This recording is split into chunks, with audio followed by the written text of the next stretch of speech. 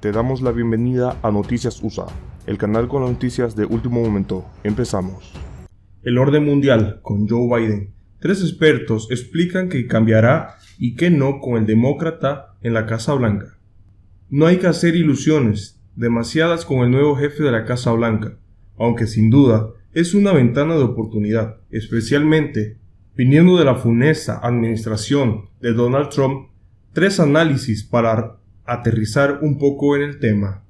En menos de 4 años, el presidente saliente de Estados Unidos, Donald Trump, logró lo que en la historia solo habían hecho guerras devastadoras: remodelar el orden mundial.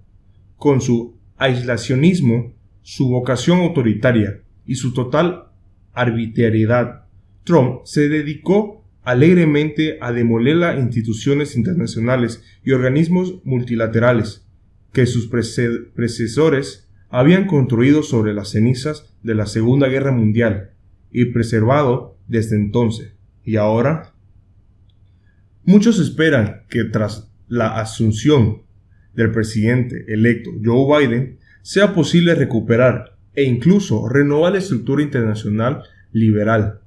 No hay duda de que sería deseable, pero lamentablemente es una esperanza ilusoria. Todo indica que el orden post-Trump se parecerá más a un regreso de la competencia interbloques de 1945 que a la euforia liberal que siguió a la Guerra Fría. Para empezar, el gobierno de Biden se consumirá enfrentando la enorme tarea de curar las heridas internas que provocó Trump y corregir las debilidades críticas de Estados Unidos que la pandemia dejó al descubierto. Superar la presidencia más divisiva de la historia del país no será ni rápido ni indoloro. La reforma de Estados Unidos es un requisito para que recupere su capacidad de liderazgo global. Incluso si la administración de Biden contara con capacidad infinita, es imposible volver a la situación anterior. El status quo anterior fue producto de una especie de euforia tras la Guerra Fría, alentada por la creencia en la democracia liberal occidental. Había logrado una victoria definitiva sobre los otros sistemas y que el mundo había llegado, según la famosa fórmula de Francis Fukuyama, el fin de la historia. Tendrá que tratar las alianzas de Estados Unidos más bien como empresas colectivas, en las que el papel ideal de Estados Unidos sea el liderazgo sin dominio. En los 90 y 2000, cuando Estados Unidos era la máxima potencia económica, militar y diplomática del mundo, la lógica de la hegemonía liberal era convincente, pero en el dinámico mundo multipolar de hoy ha dejado de serlo, y hace más de una década que no lo es.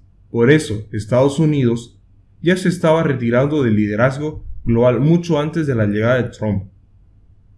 Aunque el aislacionismo trumpiano suele presentarse como una anomalía, expresa una línea de pensamiento estadounidense que se remonta a los inicios del país. Si submiramos alemanes no hubieran atacado a barcos mercantes estadounidenses en 1917, es muy posible que Estados Unidos se hubiera mantenido ajeno a la Primera Guerra Mundial. Asimismo, la entrada de Estados Unidos a la Segunda Guerra Mundial fue resultado del ataque japonés a Pearl Harbor en diciembre de 1941, y después de la guerra, sus esfuerzos por preservar la paz mediante el despliegue de tropas y restaurar las propiedades en Europa con la implementación del Plan Marshall no fueron fruto de una idea de obligación moral, sino del temor a la expansión soviética.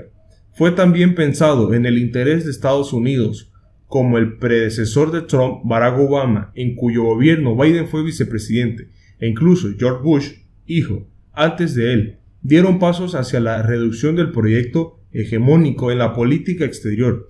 Igual que Trump, Obama y Bush fueron expresión del malestar derivado de un reparto inadecuado de cargas con los aliados de Estados Unidos en la OTAN.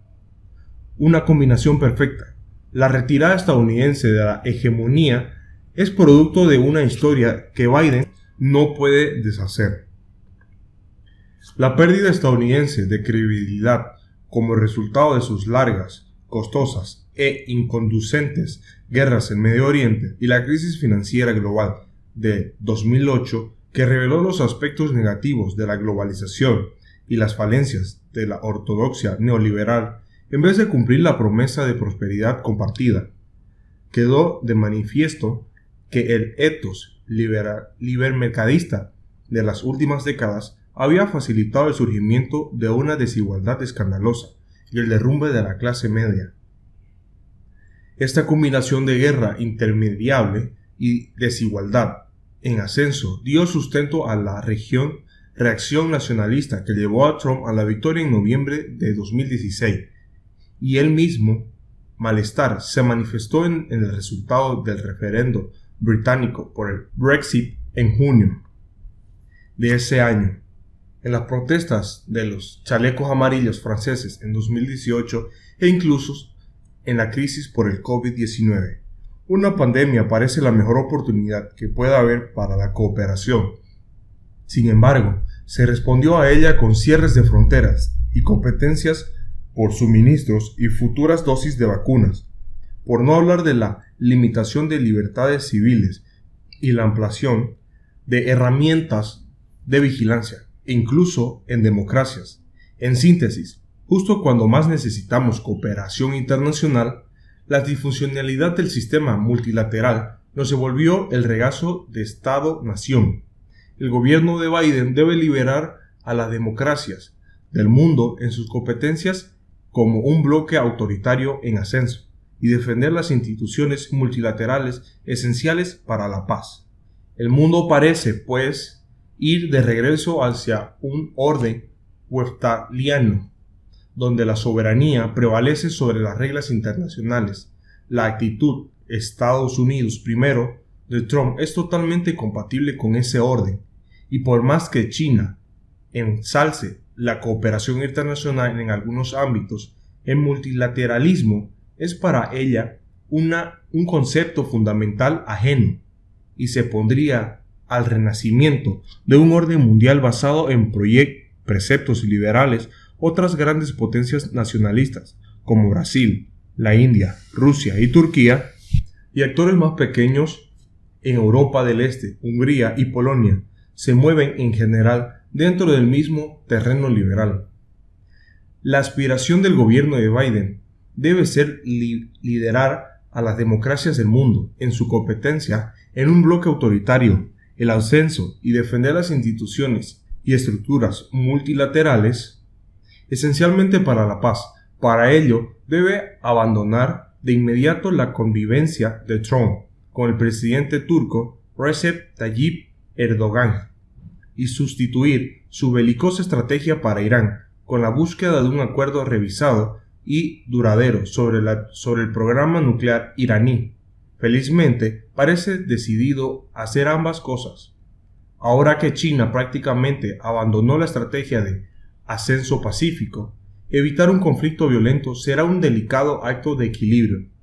Al mismo tiempo, la administración de Biden tendrá que trazar las alianzas de Estados Unidos, más bien con empresas colectivas, en las que el papel ideal de Estados Unidos sea de liderazgo, sin dominio, desde el punto de vista de los aliados. Este cambio ya empezó, ahora que la dirigencia europea, en particular el presidente francés Emmanuel Macron, es cada vez más consciente de la necesidad de asumir la seguridad de Europa en manos propias. Estados Unidos debe cooperar con una empoderada Unión Europea para contener el revisionismo de Rusia en las fronteras de la OTAN y poner fin a su guerra híbrida contra las democracias occidentales.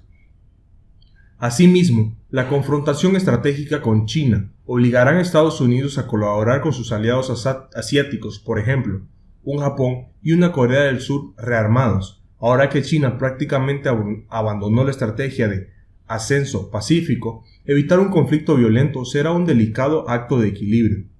Más en general, Estados Unidos tendrá que movilizar a la democracia liberal para la creación de un bloque capaz de hacerles frente a los autoritarios. Esto debe incluir esfuerzos en pos de contrarrestar las fuerzas de desintegración dentro de la UE y tal vez, transformar la OTAN en una alianza militar de democracias más amplia. Pero ambos bloques también necesitarán una cooperación eficaz en áreas fundamentales de interés compartido, como el comercio internacional, la no proliferación, el cambio climático y la salud pública mundial. Esto demandará habilidades diplomáticas que Trump apenas sería capaz de imaginar, y ni hablar de reunirlas.